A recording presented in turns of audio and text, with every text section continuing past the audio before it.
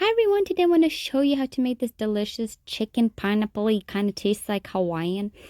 I mean, because of the pineapple, of course. So we need pineapples, some cheese, mayo, chicken, salt, and onion. Cheese, you can use whatever. I'm going to use a mix of mild cheddar and mozzarella.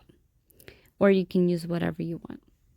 So first thing, we're going to slice our onion. I'm just going to use a half. You can use how much onions you want, really.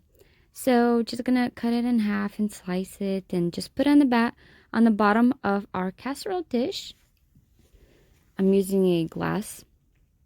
You can use regular casserole dish. And then I'm gonna place our chicken. I washed and pat dried, and I'm gonna season it. You can add more seasonings to your liking. Making this kid friendly, so I'm just gonna go simple with that. And then place your mayo over the chicken, not too heavy, and place pineapple. As you can see, I kind of cut some in halves because you just want those juices and just the taste of the pineapple. My kids love it. And then we're going to place our cheese. So like I said, I have mozzarella here and mild cheddar. You can use whatever and place it over.